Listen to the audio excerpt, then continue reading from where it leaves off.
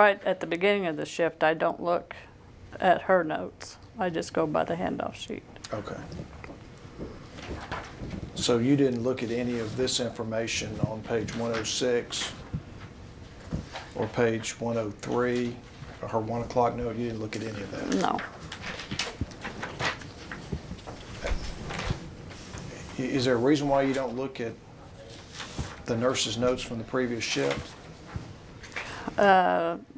Because I like to make my own assessments. When you come on shift, are you supposed to perform a neurological evaluation? I usually do, yes, first part for my first assessment. I know that may be your practice, but I'm asking, is that something that you are expected to do at CSS when you come on shift, is perform a neurological assessment of the patient? Yes. All right. So you'd agree with me that when you made this evaluation at 6:50, you were supposed to do a neurological evaluation but just didn't do it? Yes. Are you familiar with the recognized standard of acceptable professional practice for a nurse here in Nashville, Tennessee? That being the Yes. standard of care. Yes.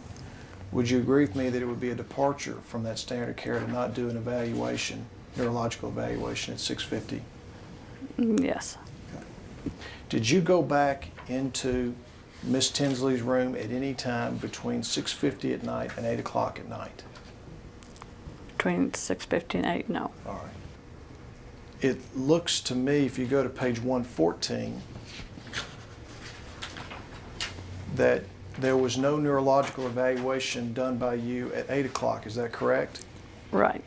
Would you agree with me that also would be a departure from the standard of care? Yes. All right. Do you agree with me that you did not go back into Miss Tinsley's room at any time between 8 o'clock and 9:30? Right. All right. Do you, in your judgment, in your experience at CSS, believe that when she can't be aroused, remains asleep, grasps both hands weakly, and you get some movement in her feet with painful stimuli, do you believe under the policy this would trigger a rapid response? Yes. All right. But you didn't ask for a rapid response, is that right? No. All right. Is there a reason why you didn't?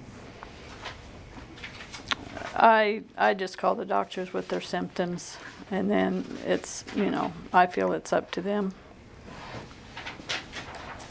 You didn't know what her BP or respiration or heart rate or O2 sat or temperature was at any time before 6:50 from based on this chart? I didn't look at them, no. Okay. And as I understand your testimony, correct me if I'm wrong, you were never trained or have not been trained at CSS about the signs and symptoms of a subarachnoid hemorrhage. Is that correct? Correct.